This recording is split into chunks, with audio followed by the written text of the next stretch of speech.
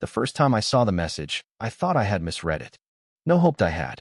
But when I zoomed in and read it again, clear as daylight, my heart cracked. Her dad's such a walking ATM, lucky BTCH.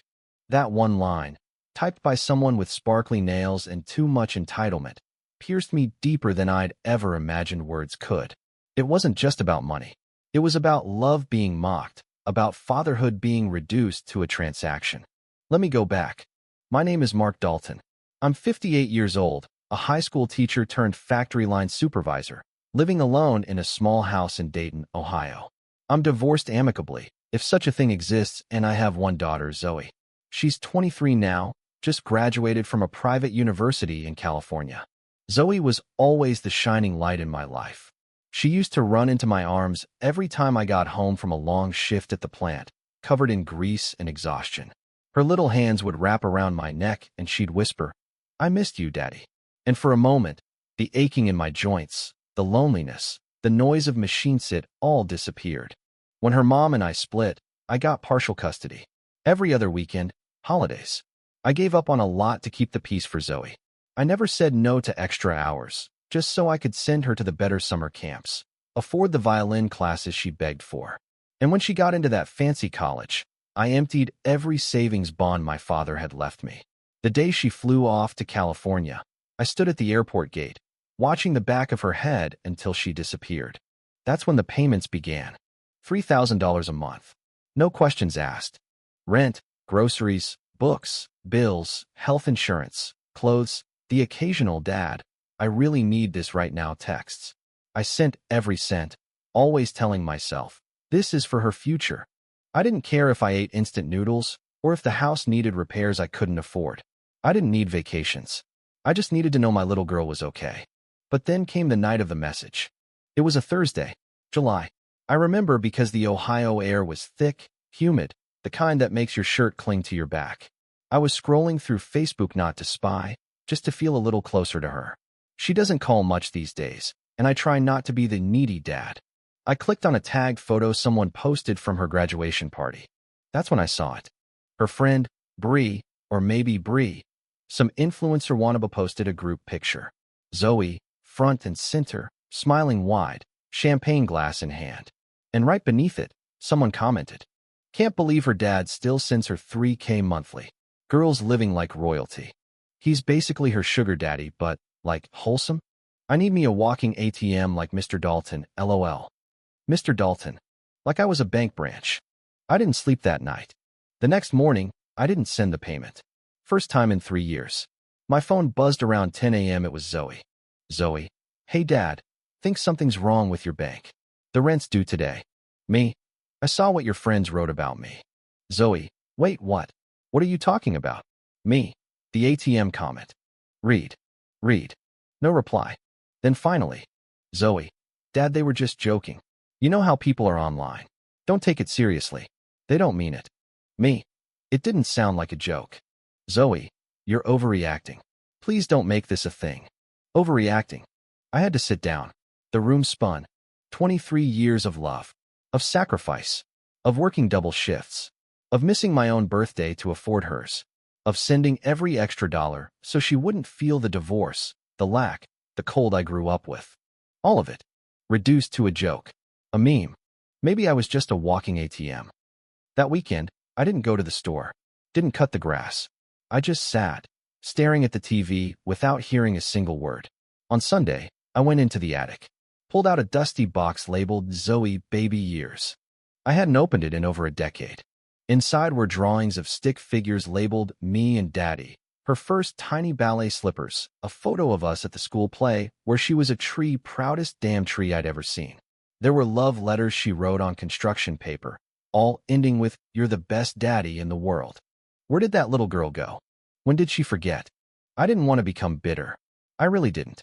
But something inside me was shifting. The foundation I'd stood on, being her provider, her safe place, was cracking. For the first time, I wondered if I had made a mistake. Not in loving her, but in how I had loved her. Monday morning, I called her. "Zoe," I said, trying to keep my voice calm. "We need to talk. Really talk." She sighed on the other end. Not annoyed exactly, but distant. "Okay," she said. "What's going on?" I need to ask you something, and I want you to be honest with me. Do you need the money? Silence. Zoe. I pressed. She cleared her throat. I mean, it helps. But I've been doing fine. I got a part-time job at the gallery. And Kyle helps with the rent. Kyle. Her boyfriend. She never told me he moved in. I see, I said. So why do you let me keep sending it? Because. She paused, then said quickly, I thought it made you feel good. Like you were still part of my life. That hit me like a punch to the chest. I wasn't part of her life. I was part of her budget. I didn't say much after that. We hung up awkwardly. That night, I sat outside on the porch, the crickets loud, the sky heavy with stars. And I realized, I had spent so much time giving, I never taught her how to give back. Love isn't just provided. It's taught. And maybe I hadn't done that. So, the next day, I made a decision. I wrote Zoe an email. Not out of anger, but out of love. Real, hard, grown-up love. The kind that says, I will not let you become someone who takes people for granted. I stared at the blinking cursor for nearly an hour before typing the first word. I didn't want this to come off as a punishment. I wasn't trying to hurt Zoe or teach her some cruel lesson. I just needed to tell her the truth. The kind of truth I wish someone had told me when I was younger. Subject, from Dad, please read. Zoe, I love you. I want to begin with that because it's the most important thing you'll ever hear from me. You are, and always will be, the brightest part of my life. But I need to say something now that's been building in my heart for a long time. I've been sending you $3,000 every month for the past 3 years, even during months where I could barely make rent or skip my prescriptions to make it happen. I never said anything, because I told myself, she's young. But when I saw the comments your friends made mocking me, calling me a walking ATM, it didn't just sting. It made me realize something far more painful. Somewhere along the line, I stopped being your dad and became your financier. And I'm not okay with that anymore. I raised you to be smart, thoughtful, compassionate. I wanted to give you everything I never had. But what I failed to give you was the chance to build your own resilience. I robbed you of struggle, of pride, of growing pains. I thought I was helping, but I see now that I may have only delayed your growth. So starting this month, the payments will stop. This isn't because I don't love you, it's because I do. I'll always be here for you emotionally. If you need guidance, comfort, someone to cry to, call me. But I will no longer be your crutch. You are more capable than you think. I believe in you. It's time you believe in yourself too. Love. Dad. I read it over 3 times before hitting send. And then I sat back and waited. The silence that followed was unbearable. No reply that night. No call the next day. Not even a read receipt. I began to question myself. Maybe I'd been too harsh. Maybe I should have eased her into it, phased the money out. I replayed every word, wondering where I went wrong. But deep down, a part of me knew this was the only way forward. On the 4th day, my phone rang. Zoe. My hand trembled slightly as I answered. Hi, she said quietly. Hey, sweetie. There was a long pause. I could hear her breathing. I read your email, she finally said. I don't really know what to say. You don't have to say anything yet. But I want to, she said quickly. Because you're right. I blinked. I am. Yeah, she said, her voice cracking. I've been using you, Dad. Not intentionally, but still. I didn't even realize how easy it had become to just expect the money. And I didn't appreciate what it was costing you, not just financially, but emotionally. I was silent, letting her speak. And those comments, I didn't write them, but I didn't stop them either. I laughed. I was embarrassed, and I laughed because I didn't want to confront the truth. And the truth is, I've been taking you for granted. I closed my eyes. Zoe. No, let me finish, she said, voice firm now. You've always been my hero. I think. I just got so used to you catching me when I fell, I forgot how to stand on my own. But I want to change that. Tears welled in my eyes. I'm applying for a full-time job at the gallery. I talked to Kyle, he's going to cover more of the rent. And I'm setting a strict budget for myself. No more online shopping sprees. No more $8 coffee every day. I let out a small laugh through my tears. That's a start. She paused. But I want to keep talking. Like, actually talking. Not just texts or money transfers. Can we do that? I'd love that more than anything. For the first time in years, I felt like I had my daughter back. The weeks that followed weren't perfect. There were days where I heard her voice tremble on the phone as she described trying to stretch a tight grocery budget. Days where she admitted feeling overwhelmed. tempted to ask me for help again, but didn't. Instead, she leaned in. She figured it out. She grew. She even started volunteering at a local youth center, helping kids from low-income families apply for college. "I get it now, Dad," she told me one night over the phone. "Money isn't love, but sacrifice is." That stuck with me. And slowly, something else changed, too. Me. I started cooking real meals again.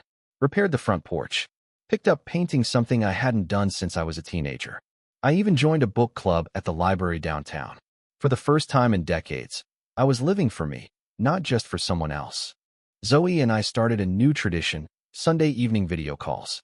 No money talk, no guilt, just connection. She showed me her messy little apartment, her chipped coffee mugs, the art piece she hung proudly, even though it was crooked. I loved it all. Then, about 6 months after our turning point, I got a package in the mail. It was a canvas. On it, Zoe had painted a picture of a tree. Underneath, in her careful handwriting, "Even when I forgot where my roots were, you stood strong. Thank you." I cried like a baby. Sometimes love means giving everything. Sometimes it means stepping back and letting someone fall. And sometimes it means finally saying no, not to abandon them, but to help them stand. I used to think I was just a wallet to her. But I was wrong. I was and am her father. And that's worth more than $3,000 a month. The air turned crisp, the leaves flared gold and crimson across my street. Normally, I barely noticed the seasons change. But now I did. I noticed everything: the morning sunlight slanting through the blinds, the way my coffee steamed as I sat quietly at the kitchen table, how silence didn't feel quite as heavy anymore. Zoe kept her word. She got the full-time job at the gallery. I could hear the pride in her voice every time we talked about her work, curating new installations, designing brochures, even sweeping the floors when no one else would.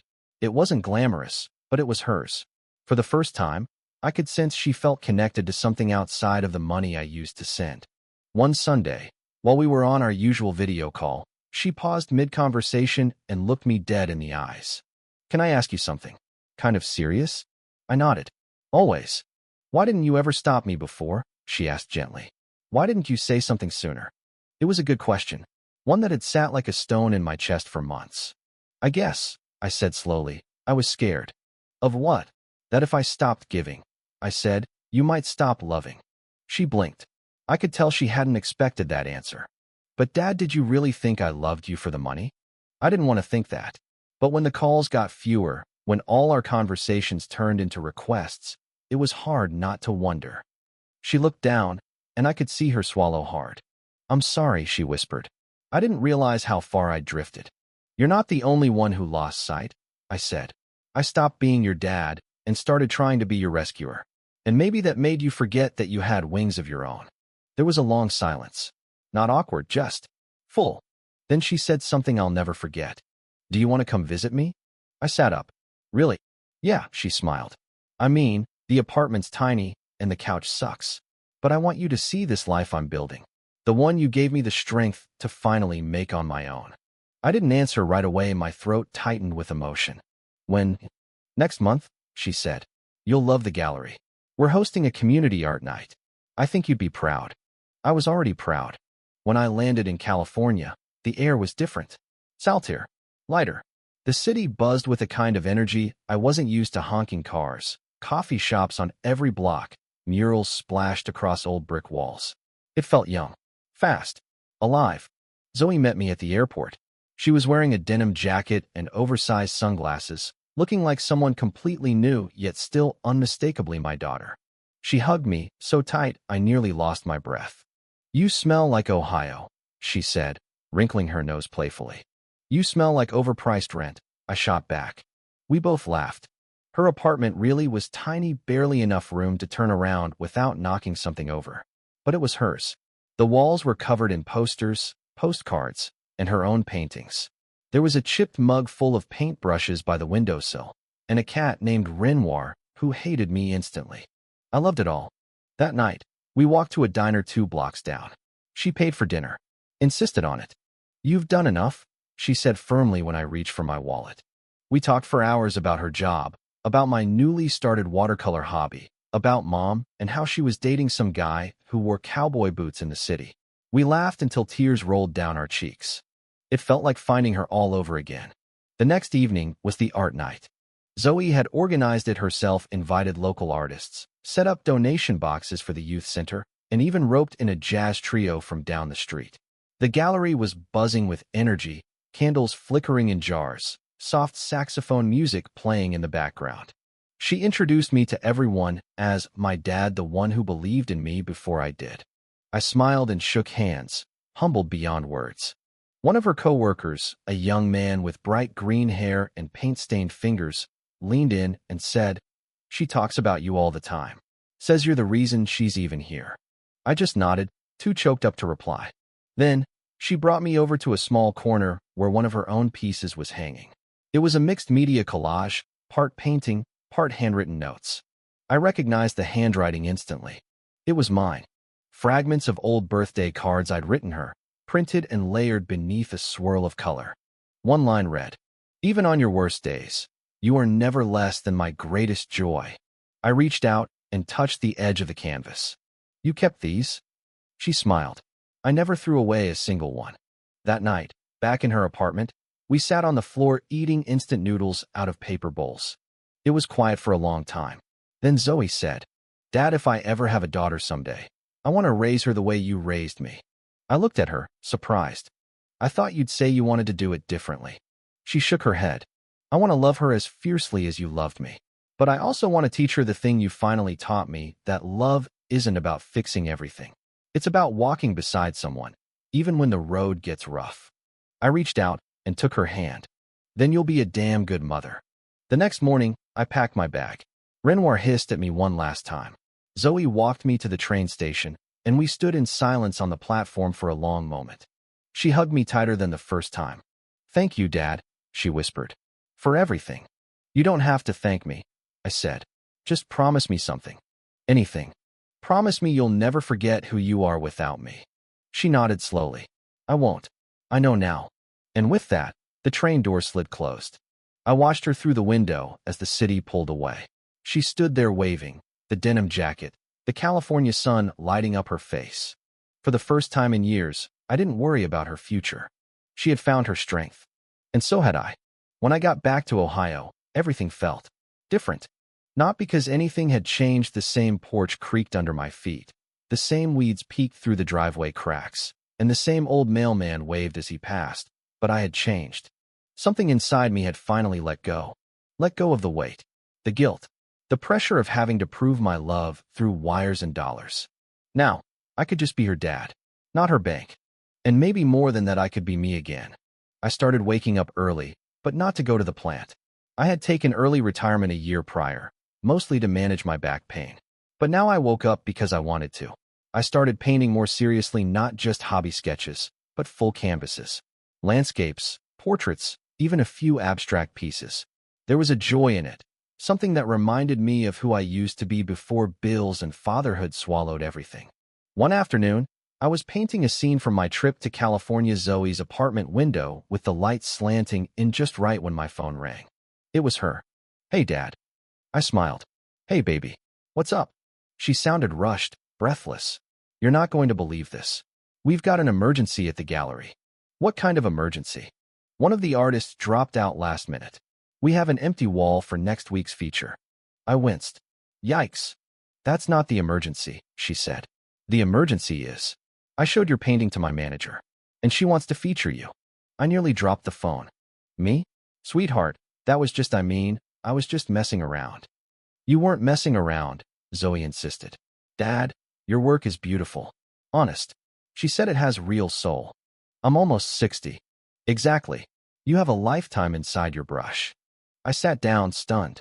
"Will you do it?" she asked. I hesitated. "You really think people will want to see my stuff?" "Dad," she said, "I want to show the world the man who taught me what it means to fight for your dreams." I didn't answer right away. My throat caught again, just like it had the first time she called me Daddy, with paint on her fingers and a broken crayon in her hand. "I'll do it," I said finally. "But only if you're the one who hangs it." She laughed. "Deal." The week before the exhibition, Zoe and I spoke every day. She helped me select 3 pieces: the one of her apartment, a winter scene of my Ohio backyard, and one called The Letter, a grayscale painting I'd done after writing her that fateful email. It showed a father and daughter seated across a kitchen table. Their hands were close, but not touching. Between them was an envelope unopened. Heavy. When she first saw it, Zoe cried. "That's us," she said. "That's everything we didn't say before we finally did." I didn't say anything, just pulled her into a hug the next time we met. The night of the gallery showing, I flew back to California, this time not as a guest, but as an artist. I wore my best blazer, the one I hadn't taken out since her high school graduation.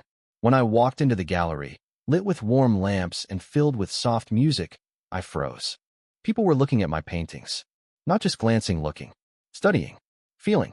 Zoe stood near the wall with a clipboard, directing volunteers, moving like she'd been born to lead. When she saw me, she beamed. "You made it. You sure this isn't a prank?" She rolled her eyes and grabbed my hand. "Come on." We stood together as strangers walked by and discussed my work. One man tilted his head and said, "You can tell this guy's lived. It's in the way he paints shadows." I turned to Zoe. "He thinks I'm old." "He thinks you're real," she corrected. For a few hours, I forgot about bills and long shifts and empty dinner tables. I was simply a man who had lived and had something to say. Halfway through the night, Zoe pulled me aside. "I have something to tell you," she said, her voice hushed. "What is it?" "I got offered a promotion. Gallery coordinator. Full-time. Benefits. More money. They even want me to mentor interns." My eyes widened. "That's incredible. Did you say yes?" I did, and it felt good. Not because of the title, but because I earned it. She paused, eyes shimmering. "I did it, Dad. Without the 3,000. Without leaning on you." I smiled, pulled her into a hug, and whispered, "You did more than that. You stood up. And now the world's seeing what I've always seen." Back home, I started teaching painting classes at the community center. Mostly retirees, some teenagers trying to stay off the streets, a few moms looking for a creative escape. One boy, maybe 16, asked me after class, "Did you always want to be a painter?" I thought for a second. "No," I said. "I always wanted to be a father. But sometimes life circles back and gives you another dream." Months passed. Zoe visited for Thanksgiving. She brought Kyle, who, surprisingly, turned out to be a decent young man. He offered to help fix my porch steps without me even asking. And, more importantly, he listened when Zoe talked. Like, really listened. One night, after everyone went to bed, Zoe and I sat out on the porch drinking hot chocolate. "Dad," she said softly, "I've been thinking about everything that happened between us. The money, the resentment, the distance." I nodded, letting her talk. "I don't regret it. I regret how I treated you. But I think we had to fall apart a little to figure out how to love each other again." I looked at her, this woman who had once been my baby girl. And now she was speaking with the clarity of someone who had faced herself, not just the world. "I think you're right," I said. She turned to me. Do you think I'll make a good mother someday?" I reached out and tucked a strand of hair behind her ear. "You already are one," I said. Her eyes widened. "What do you mean?" I smiled. "You're already doing the hard part, learning to love someone without losing yourself." Christmas came, then spring, and one day, I received a letter in the mail. It was from Zoe, handwritten, just like the ones I used to send her. "Dad, I used to think your love was measured in how much you gave me.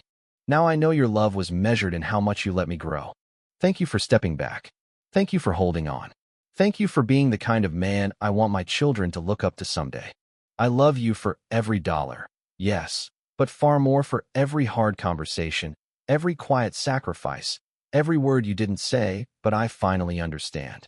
You are not a walking ATM. You are my home. Zoe." The symptoms started small.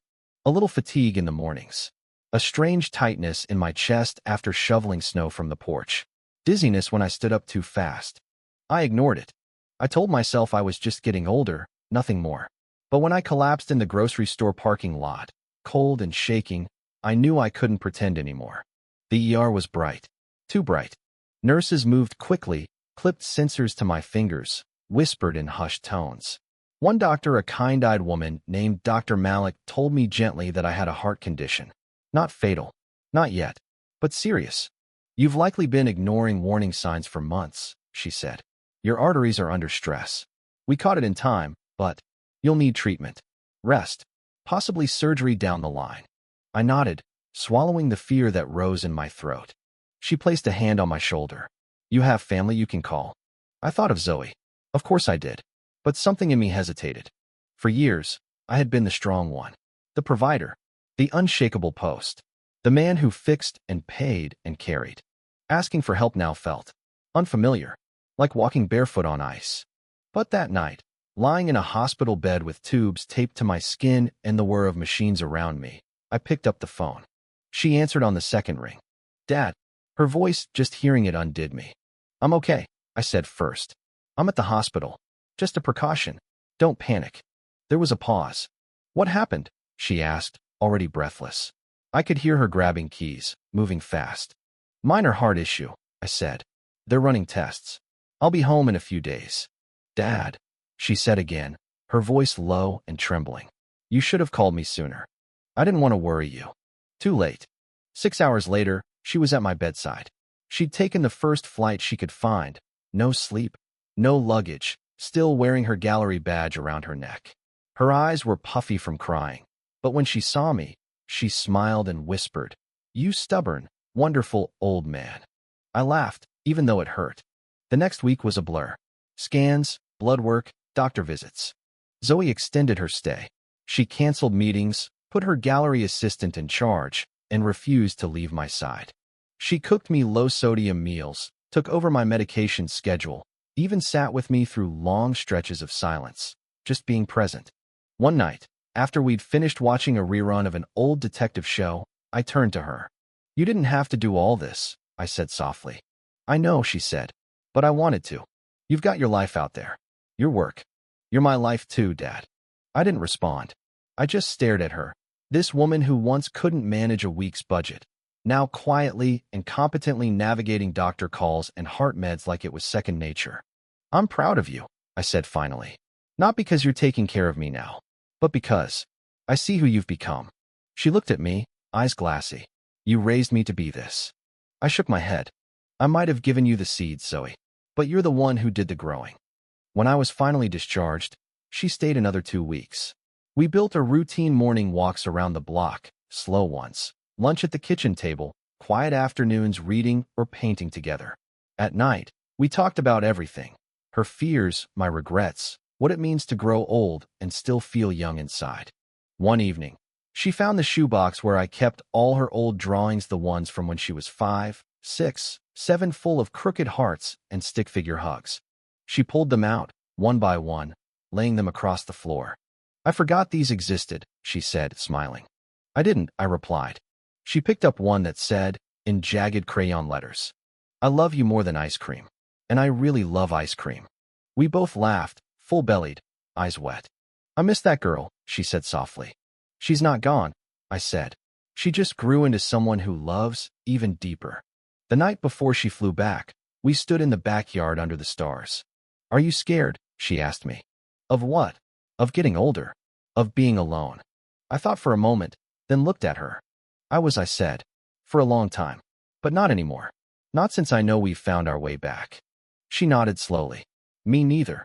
She took my hand, and we stood there in the dark, father and daughter, no longer bound by money or obligation, but something far deeper. Something earned. 6 months later, I had my surgery. It went well. Recovery was hard, but I pushed through it. Zoe visited often. She'd bring me books, little sketches she'd made during her lunch breaks, and once a framed photo of us standing in front of my painting at the gallery. It hangs in my hallway now. She's even helping organize a small show in Dayton next spring, artists over 50. I told them you're the anchor, she said, beaming. You sure I'm not the charity case? Shut up and let me make you famous. We laugh easier now. We love freer now. No expectations. No resentment. Just presence. One Sunday afternoon, she called just to say she'd had a rough week. She didn't want advice. She just wanted me to listen. And I did. When we hung up, I sat in my recliner, a smile tugging at the corner of my lips. Not because I'd solved anything. Not because I'd sent her money. But because I'd finally become what she needed most. A father she could lean on, not for cash, but for calm. And that, I realized, was worth more than every check I ever wrote. Epilogue. Sometimes I still think about those comments. The ones that sparked everything. Walking ATM. They hurt. But now, I'm grateful for them. They forced me to confront a truth I'd been avoiding. They pushed me and Zoe into the uncomfortable, necessary space of change. And that change saved us both. Today, I don't send her $3,000 a month. But we talk every week. She sends me postcards from cities she visits for gallery openings. Sometimes, she even sends me little envelopes with $20 tucked inside, labeled, just in case my old man wants to splurge on steak. I never cash them, but I keep every single one. Because now I know what love really looks like. And I wouldn't trade it for all the money in the world.